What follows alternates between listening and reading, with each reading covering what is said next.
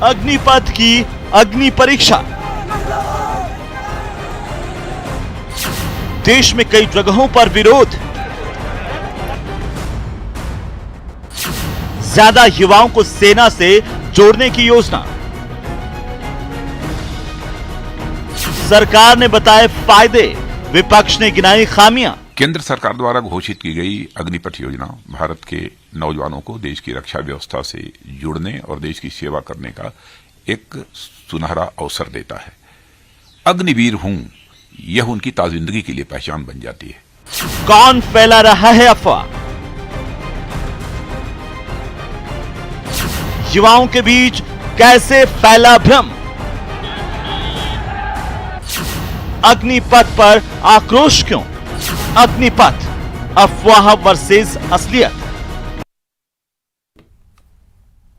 नमस्कार, स्वागत है आप सभी का। मैं हूं आपके साथ हेमंत कुमार। केंद्र सरकार ने सेना भर्ती के लिए अग्निपथ योजना शुरू की है। इस योजना के तहत 17.5 साल के युवाओं को भारतीय सेना के तीनों अंगों में 4 साल तक भर्ती किया जाएगा, जो अग्निवीर कहलाएंगे। और इस योजना के विरोध में कई राज्यों में विरोध प्रदर्शन भी हो रहे हैं। आखिरकार इस योजना पर भ्रम क्यों फैला हुआ है? ये योजना युवाओं के लिए कितनी कारगर है, और इसी को आज समझने की कोशिश करेंगे, चर्चा करेंगे कुछ खास मेहमानों के साथ।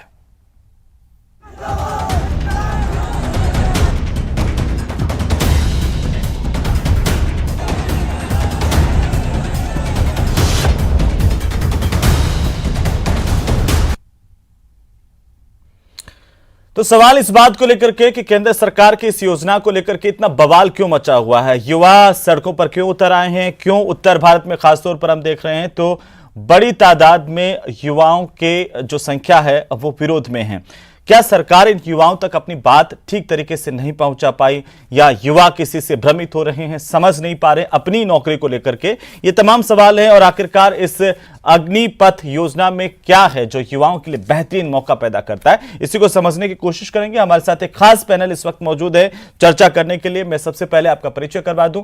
हमारे साथ इस वक्त राजेंद्र मेघवाल जी मौजूद हैं, कांग्रेस पार्टी के नेता हैं, जुड़ चुके हैं। साथ ही साथ आशीष चतुर्वेदी हमारे साथ हैं, भारतीय जनता पार्टी के नेता, और आर्मी को लेकर के, आर्मी की जानकारी आप तक पहुंचाने के लिए, इस योजना के बारे में खास स्पेशलिस्ट के तौर पर हमने कुछ खास मेहमानों को आमंत्रित किया आज, जिसमें मेजर चंद्रकांत सिंह हमारे साथ है, सैन्य इतिहासकार आप, और साथ ही साथ हमारे साथ लेफ्टिनेंट जनरल एसपी कटेवा मौजूद हैं, रक्षा विशेषज्ञ के तौर पर। आप सभी का बहुत स्वागत है। और सबसे पहले शुरुआत करेंगे आशीष चतुर्वेदी जी आपसे कि आखिर सरकार की तमाम योजनाओं को ध्यान से समझने वाला, ठीक तरीके से समझने वाला युवा इस खास योजना को क्या सही तरीके से नहीं समझ पाया है, इस वजह से आंदोलनरत है, विरोध में है, वजह क्या है? और अगर नहीं समझ पाए तो आप जरा समझाइए उस युवा को जो आज आंदोलन कर रहा है, सड़कों पर उतर करके सवाल पूछ रहा है। हेमंत जी, सर्वप्रथम तो मैं आपको धन्यवाद देता हूं कि आपने एक बहुत अच्छी चर्चा आज यहाँ पे रखी है। आपने इसका विषय रखा है कि अफवाह वर्सेस सच्चाई क्या है। आप देखिए, क्योंकि हो क्या रहा है देश में, आप देखिए जब भी कोई ऐसा बड़ा कदम उठाया जाता है, चाहे हम सीए की बात कर लें, चाहे कृषि कानूनों की बात कर लें, तो देश के तमाम विरोधी राजनीतिक दलों का ये एजेंडा सेट हो जाता है कि हमको इस योजनाओं के भ्रम के बारे में सबसे पहले बात करनी है। अगर हम सीए की बात करें तो इन्होंने भ्रम फैलाया कि उससे मुसलमानों की नागरिकता चली जाएगी। इतना समय नहीं होता, कृषि कानून की बात है, मैं सीधी अग्निपथ योजना पे आइए, इसके लाभ बताइए युवाओं को हमारे, और ये योजना क्यों जरूरत पड़ी ये बताइए। जी सर। देखिए, इसका सबसे बड़ा लाभ तो ये है, आप देखिए कि अगर हम बात करें तो इसमें एक पहला भ्रम ये फैलाया जा रहा है कि जो युवा है वो 4 साल के लिए ही कॉन्ट्रैक्ट पर रहेगा। आप देखिए, सेना ने अपने आप जब इसमें पूरी घोषणा की है तो उन्होंने सबसे पहले तो कहा कि 25% जो युवा हैं उनको नियमित किया जाएगा आर्मी में। जो रेस्ट 75% बचते हैं उसके लिए, उसके पास जब वो सेना से वापस बाहर आएगा, आप देखिए तो उसके पास एक बहुत अच्छा अमाउंट होगा। उसकी उम्र भी लगभग, अगर हम बात करें 17.5 साल से 21 साल की इसमें एंट्री है। इस साल के लिए जो योजना है उसको रिलैक्स करके, इसको में जो अपर एज लिमिट है उसको 1 टाइम रिलैक्सेशन देकर के 23 साल के लिए किया गया है। ठीक है, क्योंकि 2 साल से कोरोना के कारण भर्ती प्रभावित हो रही थी।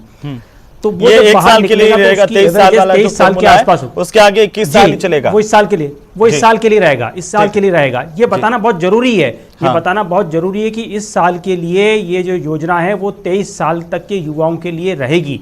और मैं आज ही जो जनरल पांडे जी हैं, आर्मी चीफ, उनका बयान सुन रहा था। उन्होंने कहा है कि हम 2 दिन के अंदर इसका नोटिफिकेशन जारी कर देंगे, पूरी प्रक्रिया के बारे में बता देंगे, और उम्मीद की जा रही है कि दिसंबर तक अग्निवीरों का पहला बैच। ठीक है, अगला फायदा बताइए, अगला फायदा जल्दी 5 अगला फायदा यह है, देखिए कि जो 75% जो लोग सेना में नियमित नहीं हो पाएंगे, उनको कई राज्य सरकारों ने, 6 राज्य सरकारों ने उनके लिए घोषणा की है कि वो अपने पुलिस बल में उनको प्राथमिकता देंगे।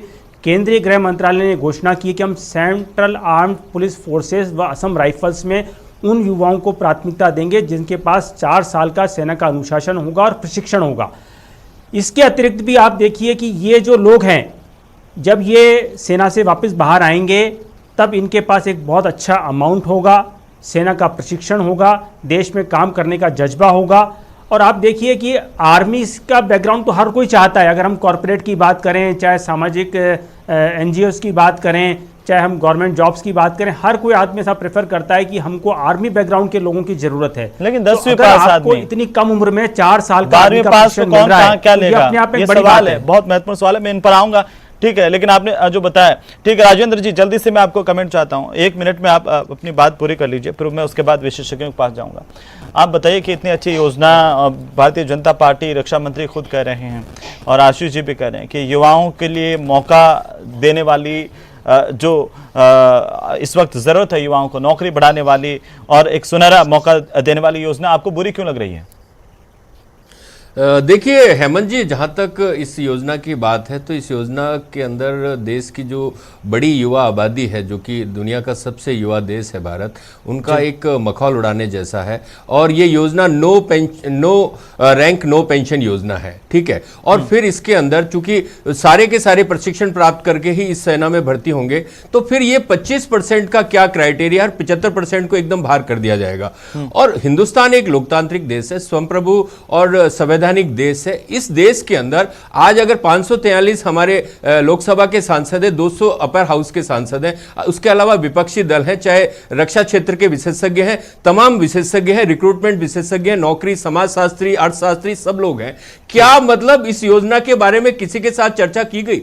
अरे भाई आप देखिए, मोदी जी का पूरा ट्रैक रिकॉर्ड है। आप नोटबंदी से, GST से लेके अब तक, चाहे कल कृषि कानूनों की बात हो, चाहिए इस अग्निवीर के नाम पे युवाओं को बरगलाने की बात हो। अरे मैं राष्ट्रवाद के नाम पर लोग युवाओं को बरगलाना आसान है, लेकिन वास्तविकता में राष्ट्रवाद को अपने अंतर्मन में उतारना बहुत मुश्किल है। ये आपका वाजिब प्रश्न कहना जरूरी है। इसके साथ चर्चा की, मैं इसका जवाब दूंगा। और क्या नुकसान है युवाओं का? क्योंकि आज न केवल प्रदेश का बल्कि पूरे देश का युवा हम सब की तरफ एक टकटकी लगा करके बैठा हुआ देख रहा है कि हम क्या सच्चाई उस तक पहुंचाते हैं। सुनिए हेमंत जी, 2.5 लाख से अधिक पैरामिलिट्री और मिलिट्री के अंदर पद रिक्त पड़े हुए, सैंक्शन पदों की बात कर रहा हूं, और पूरे देश के अंदर 62 लाख से अधिक पद रिक्त पड़े हैं।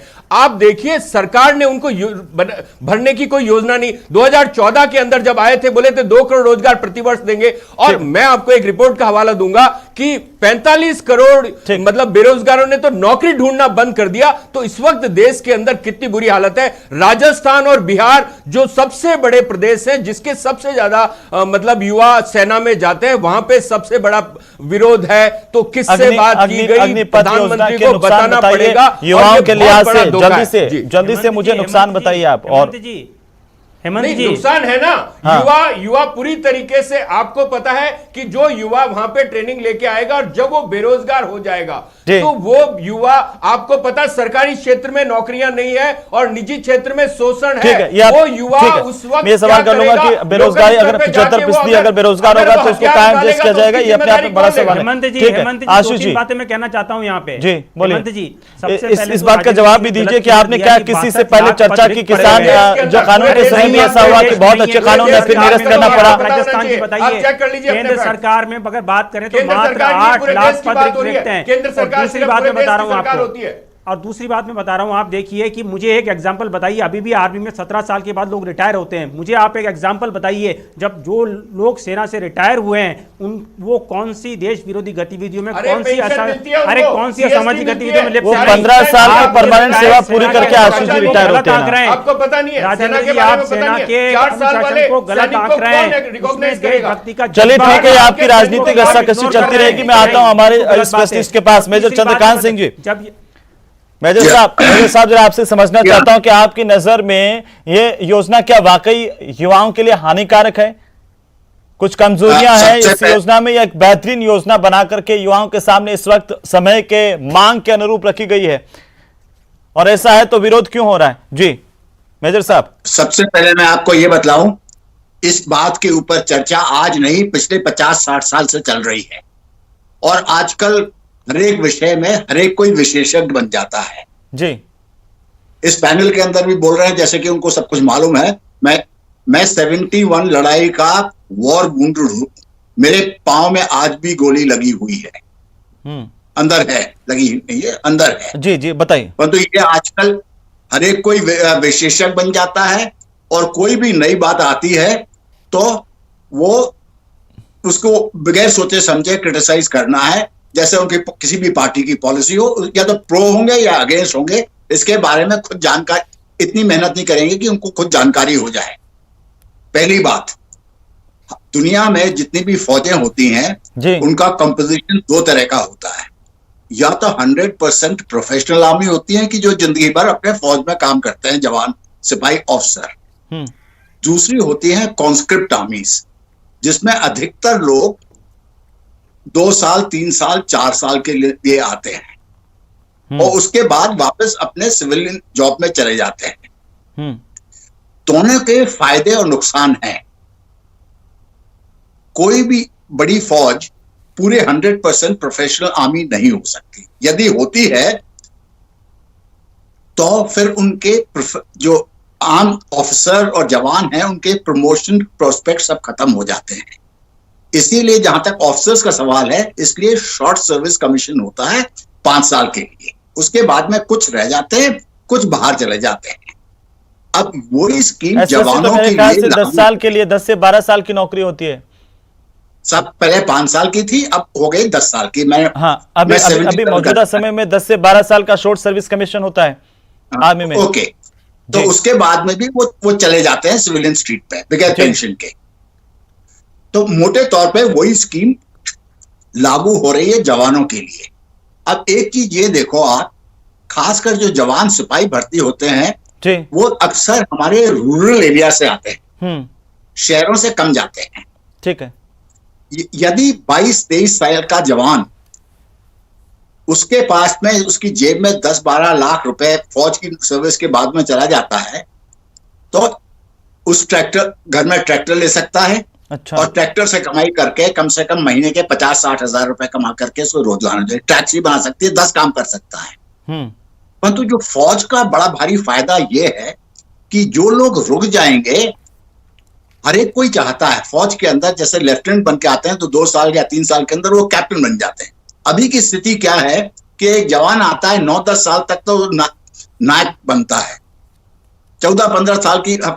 लेकिन तो इस योजना में तो 4 साल बाद में 75% लोग बाहर कर दिए जाएंगे। मेजर साहब, मैं आपके पास वापस आता हूं। लेफ्टिनेंट जनरल एसपी कटेवा, जल्दी से मैं आपका पक्ष जानना चाहता हूं इस योजना को लेकर के, और ये जो विरोध नौजवान आज कर रहे हैं और ये सवाल पूछ रहे हैं कि आखिर 17 साल में आप नौकरी देंगे, 21 साल में हमें भूतपूर्व कर देंगे, हमारी तो सगाई भी ठीक तरीके से नहीं हो पाएगी।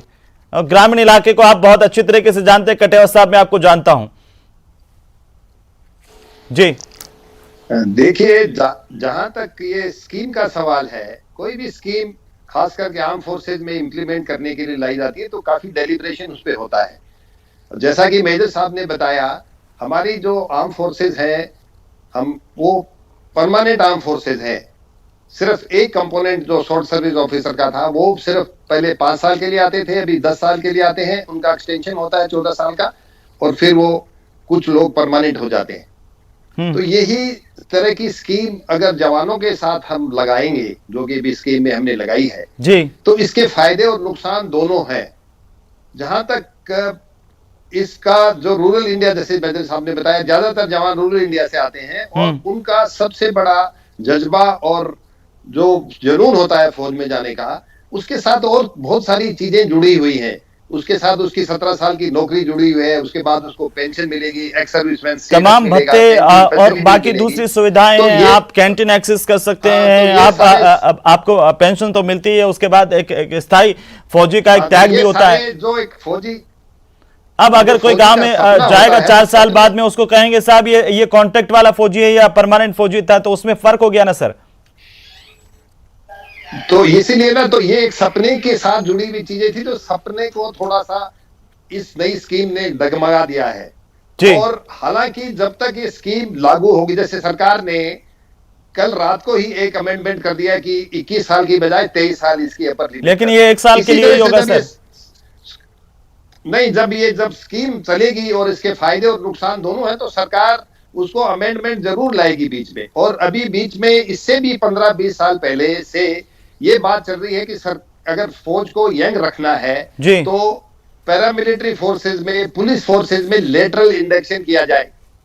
ये सिर्फ सरकार ने इस स्कीम के साथ साथ ये और बता देते कि जो 75% बच्चे जो चले जाएंगे 4 साल के बाद, उन्हें अपनी सीनियरिटी के साथ BSF, CRPF, Assam Rifles, ITBP, इन सब में अब्जॉर्ब किया जाएगा, क्योंकि ये वेल ट्रेंड होंगे, वहां उनकी ट्रेनिंग बच जाएगी और वहां पर एज का कोई ज्यादा चक्कर नहीं होता है, क्योंकि वहां 60 साल तक नौकरी करते हैं। तो इस तरह से ये तो उसमें क्या इतनी भर्तियां होंगी कि सिर्फ आप इसकी बात कर रहे हैं जो 75% लोग आएंगे वो इसमें जा सकेंगे। और एक दुविधा युवाओं के सामने तो ये भी होगी कि ना उनके पास में कोई, जब वो भूतपूर्व होकर के निकलेंगे 4 साल बाद में, ना उनके पास में कोई प्रोफेशनल डिग्री होगी, ना ही कोई विशेष योग्यता होगी। 12वीं पास ज्यादा से ज्यादा, क्योंकि 10वीं बाद जाएंगे, 12वीं तक का उनको तमगा अगर मिल जाएगा तो 12वीं पास के बाद में कौन से ऐसे सेक्टर्स हैं जो उनके लिए खुले हो जाएंगे? क्या ये सबसे बड़े सेक्टर्स हैं सिर्फ जो सिक्योरिटी फोर्सेज हैं जी, जो पैरामिलिट्री फोर्सेज हैं, सेंट्रल पुलिस फोर्सेज है, स्टेट पुलिस की है, वो सब ट्रेनिंग जो उन्होंने ली होगी उसके उस प्रोफेशन में वो काम आएगी। मैं आपके साथ एग्री करता हूं कि 12वीं क्लास पास बच्चे को कोई कॉर्पोरेट में अच्छी नौकरी नहीं मिलेगी, या किसी स्टेट गवर्नमेंट में भी उसको अच्छी नौकरी मिलना मुश्किल है। और फौज की जो ट्रेनिंग ली है उसको अगर हमने अच्छी तरह से देश बिल्कुल राइट। कटेवा साहब, मैं वापस आता हूं आपके पास। मेजर चंद्रकांत सिंह जी, एक बहुत सा वाजिब सा सवाल जो युवाओं की तरफ से आया वो ये कि ट्रेनिंग पर जो खर्च होगा वो तो व्यर्थ जाएगा और ये युवा जो है अब वो बाद में निकलेंगे। और एक सवाल इसके साथ में ये भी कि 21 साल की उम्र क्यों रखी गई? क्या 21 साल के बाद में जज्बा देशभक्ति का कम हो जाता है? नहीं साहब, देशभक्ति का वो खत्म नहीं होगा। सवाल ये उठता है जी, जनरल साहब ने कहा कि जब वो फौज से बाहर चले जाता है 22, 23, 24 साल की उम्र पे जी, तो वो बच्चा क्या करेगा? कुछ तो सरकारी जॉब्स में हो जाएंगे, कुछ प्राइवेट सेक्टर्स में चले जाएंगे, और जो नौकरी नहीं करना चाहता उसके पास में 10, 12, 13 लाख रुपए होंगे, कुछ ना कुछ उसमें वो करेगा। और जनरल साहब का ये 12 लाख में आजकल के दौर में क्या होता है? आप एक पान की दुकान खोल सकते हैं, इसके अलावा आप 12 लाख में कोई आप बहुत बड़ा बिजनेस सेटअप नहीं कर सकते हैं साहब। मैं आपको ये बतलाऊं, और जो क्वालिफिकेशन की बात आई तो ये जो लोग निकलेंगे 75% इनके पास कोई प्रोफेशनल डिग्री नहीं होगी, ना कोई विशेष योग्यता होगी। 12वीं पास का इग्नू से सर्टिफिकेट हो सकता है। या तो आप मेरी पूरी बात सुने। हाँ बोलिए या सर, नहीं सुने। बिल्कुल संक्षेप में बोलिए। पहली बात, इस स्कीम के अंदर यह लागू था कि कोशिश करेंगे कि इन लोगों को कोई प्रोफेशनल ट्रेनिंग दी जाए, जॉब स्किलिंग करी जाए। और आपका ये कहना कि 12,000 में कुछ लाख में कुछ नहीं होता, देहाती, यदि आप देहात को जानते हैं तो वो 8-9 लाख के अंदर एक टैक्सी खरीद सकता है, महिंद्रा का ट्रैक्टर खरीद सकता है और 50-60 हजार रुपए महीने के कमा सकता है। आज की भी कीमत में 50-60 हजार रुपए। ठीक है कि महिंद्रा का ये ट्रैक्टर खरीद के टैक्सी चलाएं ये लोग, चाहे तो ओला में लगा सकते हैं। मेजर साहब, आज देहात के अंदर इनको 6,000 की नौकरी नहीं मिलती है, ठीक है, मजदूर को जी। ये देहात में आते हैं सिक्योरिटी गार्ड के, इनको 12 घंटे की ड्यूटी के लिए कटेवा साहब कुछ कहना चाह रहे हैं? मेजर जनरल कटेवा जी बोलिए जल्दी से। जो प्रदर्शन में, एक तो इसके खिलाफ एक प्रदर्शन के साथ साथ 2 चीजें और जुड़ी हुई है जी। जो पिछले 2 साल में भर्तियां हुई हैं, जो दौड़ हुई है, मेडिकल हुआ है, फिजिकल सब कुछ हो गया है, और एयरफोर्स में तो रिटन टेस्ट तक हो गया है। हाँ, तो युवा चाहते हैं कि उन भर्तियों में जिन लोगों का चयन हुआ है उनको रेगुलर भर्ती में किया जाए और उसके बाद में इस अग्निपथ का इंट्रोडक्शन किया जाए। ये भी एक बहुत बड़ा कारण है, क्योंकि वो सब तैयार हो रखे थे, उन्होंने तैयारी करके एग्जाम दे रखे हैं, सिर्फ रिटन एग्जाम बाकी है। कम से कम 1 से 1.5 लाख बच्चे ऐसे हैं जिनके सारे के सारे टेस्ट हो रखे हैं और रिटर्न टेस्ट बाकी है। और तो अब वो सरकार उनकी से भर्ती हमने अटक गई है। ये exhibition बिल्कुल में वाजिब की तरफ मांग है। से निवेदन भी किया था जी आशीष चतुर्वेदी जी, इसका जवाब दीजिए। सरकार से कि इनको लाखों की तादाद में से स्टूडेंट्स हैं, अभ्यर्थी हैं जिन्होंने एग्जाम दे रखा है, उनका रिटर्न हो गया, सब कुछ हो गया, अटक गए हैं वो। देखिए हेमंत जी, बहुत अच्छा जो क्वेश्चन रेस किया है, लेकिन मैं यहाँ पर इसका जवाब देने के लिए अधिकृत नहीं हूँ। मुझे लगता है जो आर्मी में लोग बैठे हुए हैं, जो रक्षा मंत्रालय के लोग हैं, वो इसका बेटर रूप से जवाब दे पाएंगे। व्यक्तिगत तौर पर आपका हम एक तो मेरे युवाओं से अपील व्यू करते जानना हैं, चाह रहा हूँ शांति की इसका अपील करते हैं ऊपर कि क्योंकि उन लड़कों हम के बारे में जाना- सोचा जाना चाहिए, नहीं सोचा जाना चाहिए। ये तो एक बड़ी समस्या हेमंत उनके जी, सामने निश्चित रूप से खड़ी हो सोचा गई है। जाना चाहिए। हम युवाओं से अपील करते हैं, शांति की अपील करते हैं। बिल्कुल, ये बात प्रधानमंत्री जी ने भी तो आह्वान आपने किया है, ठीक कही है वो कि उनके युवाओं भविष्य को के शांति प्रति बनाए चिंतित रखनी हैं, चाहिए और उनके प्रति अपेक्षा चिंतित है। और देश के सरकार, नौजवानों आप से अगर देखिए, करते हैं कि वो रिलैक्स देश की सेवा में जाए तो कम से कम शांति के साथ तो अपनी बात रखें। राजेंद्र जी, राजेंद्र जी, जल्दी से आपका कमेंट चाहता हूं। देखिए ये तर्क दिया गया है कि रोजगार के अवसर इससे सृजित होंगे और जितना रोजगार सेना में मिलता था उससे कई गुना ज्यादा रोजगार इससे मिल पाएगा इस योजना आने के बाद में। सेना भी जवान होगी और ये समय की मांग है कि हम परिवर्तन करें। हेमंत जी, मैं आपको बता दूं कई कि बार ये जो परिवर्तन सेना के मुश्किल अंदर होता है, जितने लेकिन ये जरूरी होता है। सुनिए जी राजेंद्र जी, क्योंकि ये कोई नए रोजगार सृजन नहीं है, ये जो सेना के अंदर ऑलरेडी जो रिक्त पद पड़े हुए हैं, या जैसे कटेवा साहब ने कहा कि जिनके एग्जाम हो गए, उनके अलावा नहीं है ये पद उन्हीं के अंदर है। बेहतर तो ये होता कि इसकी शुरुआत पैरामिलिट्री से की जाती और हमारे एनसीसी के अंदर की जाती, तो ये बेहतर होता। और आप देखिए 6 महीने की ट्रेनिंग से आप सोल्जर बना देंगे, क्या मजाक बना रखा है। और 4 साल के अंदर इस देश के अंदर 4 भौगोलिक स्थितियां हैं। आप अगर डेजर्ट में जाएंगे, हिली एरिया में जाएंगे, सी की तरफ जाएंगे या नॉर्थ ईस्ट में जाएंगे, चारों तरफ डिफरेंट कंडीशन है। तो आप किसी सोल्जर को कैसे 4 साल में तैयार कर देंगे? तो ये बहुत भद्दा मजाक है इस देश के लिए। और इस देश के बारे में जहां की पॉपुलेशन मतलब चाइना और हिंदुस्तान को गिन ले तो करीब करीब पूरे दुनिया से आधी पॉपुलेशन इधर रहती है। तो आप इस चीज को देखिए, यहां पर वे विदेशों के एक्सपेरिमेंट नहीं हो सकते। यहां पर सबसे युवा आबादी रहती है और युवाओं के लिए कोई कंस्ट्रक्टिव नौकरी की योजना लानी पड़ेगी, ना कि किसी तरीके का अग्निवीर या ये कोई पौराणिक सीरियल थोड़ी चल रहा है कि अग्निपथ और अग्निवीर के नाम पे उनको बिल्कुल बरगलाया जाए। नहीं, बिल्कुल सरकार को एक बहुत आशीष जी जवाब दीजिए। और आशीष जी जवाब दीजिए। नहीं, सबसे सुनिए, ठीक है राजेंद्र जी, ठीक है, अब ज्यादा समय नहीं है मेरे पास, माफी चाहता हूं। आशीष जी जवाब दीजिए, एक बार उनका पक्ष हो जाए। हेमंत जी, मैं बिल्कुल जवाब देता हूं। देखिए, पहली बात तो ये भ्रम फैलाया जा रहा है कि ये सारे के सारे लोग 4 साल के बाद बाहर आ जाएंगे, ऐसा नहीं है।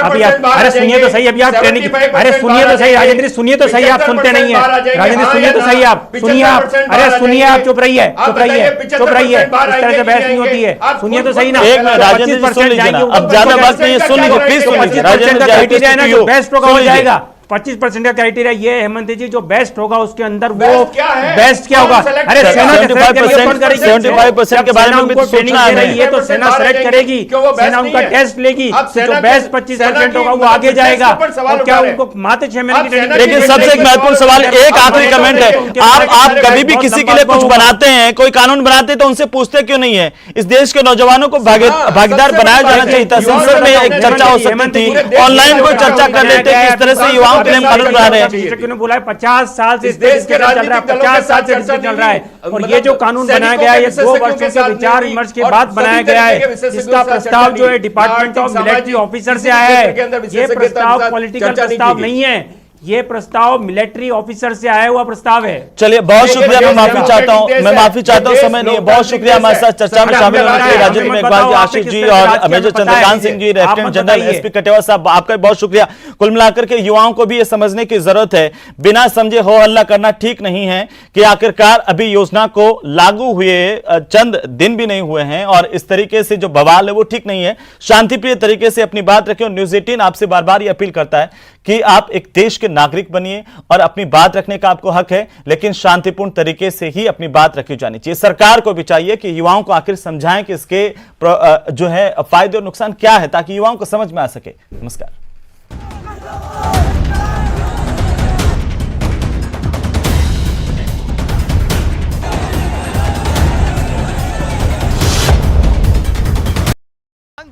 जल्द पूरी हो।